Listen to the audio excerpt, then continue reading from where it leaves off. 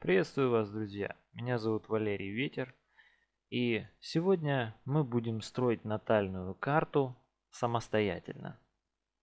Для того, чтобы это сделать, никаких сверхъестественных подручных инструментов нам не нужно.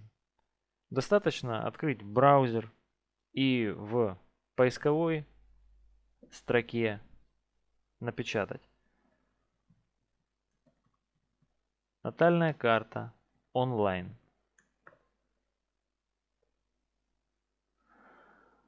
Перед нами несколько ссылок. Вы можете в принципе выбирать любую на свой вкус, но я обычно использую первую.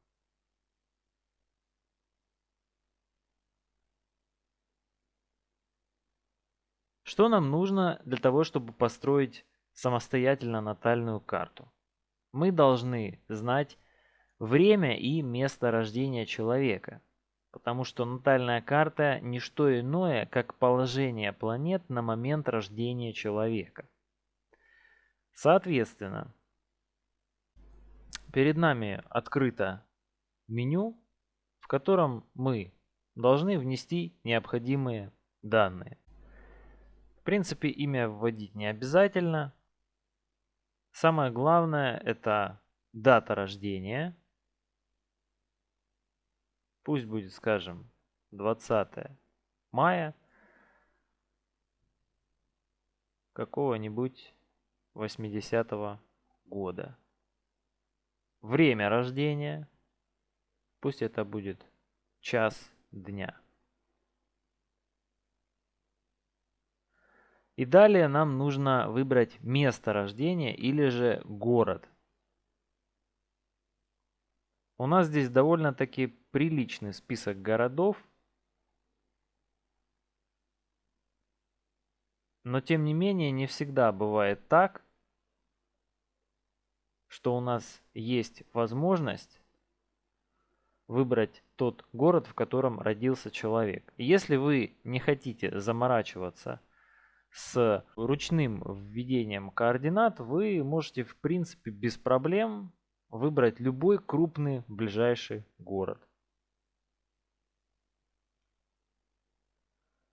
Ну, пусть будет, скажем, Псков. В принципе, для того, чтобы построить карту, нам больше ничего не нужно. Мы можем нажать «Рассчитать», и перед нами открывается та самая натальная карта. Однако стоит иметь в виду, что для того, чтобы у нас был полный набор планет и значимых точек натальной карты, нам нужно открыть настройки.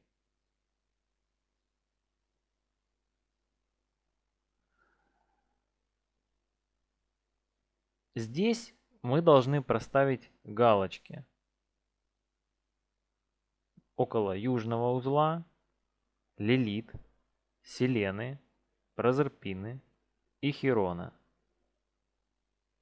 Все остальное, в принципе, можно оставить без изменений.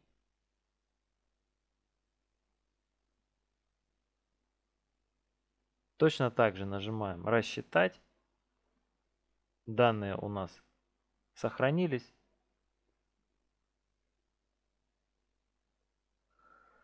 Вот у нас уже точек стало несколько побольше. Появилась вся ось лунных узлов, появился астероид Хирон, фиктивная планета, гипотетическая фиктивная Прозерпина, Лилит и Селена.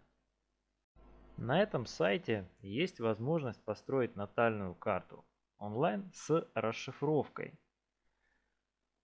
Однако стоит иметь в виду, что расшифровка, которая приводится здесь, она весьма и весьма общая. Конечно же, вы можете прочитать про отдельные положения планет в знаках, что они обозначают, какой они дают интерпретационный смысл. Но стоит понимать, что натальная карта человека всегда после своей интерпретации определенных положений, она нуждается в синтезе. Синтезе, который делает астролог. И синтез этот строится на основе определения доминант не только самой натальной карты, но и соотнесений той информации, которую он, астролог, видит в натальной карте с жизненным контекстом человека. Тем не менее, конечно, на первых порах я думаю, что вам будет интересно почитать ту информацию, которую предлагает этот сайт. Обратите внимание, что здесь у нас есть интерпретации планет в знаках. В случае, если вы знаете точное время рождения, тогда действительно вы можете читать про планеты в домах и про дома в знаках. Но если у вас есть сомнения достаточно серьезные, или погрешность во времени рождения предположительно больше, чем, ну скажем, минут 10, то тогда все-таки эта информация уже будет достаточно спорна. О том, ну, какие нюансы могут иметь место быть и что можно действительно учитывать, а что не стоит учитывать.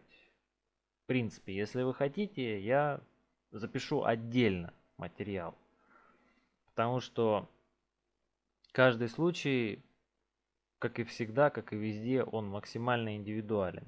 Например, вот в этой карте, которую мы с вами только что построили, обратите внимание, у нас Солнце находится в самом конце Тельца, в 29 градусе. Вот здесь вы можете видеть, в каком градусе находится Солнце.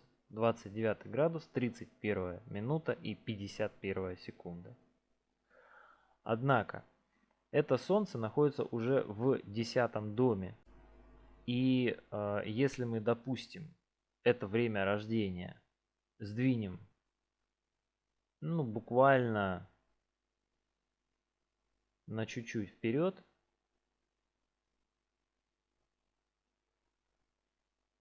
и будет у нас, скажем, не час ровно, а час 15.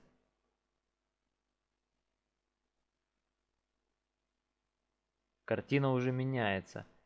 И Солнце будет находиться не в 10 доме гороскопа, а в 9 доме гороскопа. И 10 и 4 дом будет находиться в других знаках. Именно поэтому в астрологии максимально важно знать точное время рождения. Эти положения связаны с событийным рядом, с, так скажем, судьбой и тем, в каких событиях этот смысл, этот символизм, судьба себя реализует. Все остальное, то, что касается аспектов, аспекты можете читать смело. Здесь, в принципе, положения определены более или менее адекватно и вне серьезной зависимости от времени рождения. Это аспекты именно между планетами. Ну и есть вот такая вот кнопка Астроблизнецы, где вы, видимо, можете найти людей, которые тоже родились в такое время, такое место, видимо. Данные из Life Journal. Ну что ж, в принципе, на этом все. Однако бывают ситуации, в которых нам неизвестно точное время рождения. Как построить карту без времени рождения, смотрите в следующем видео.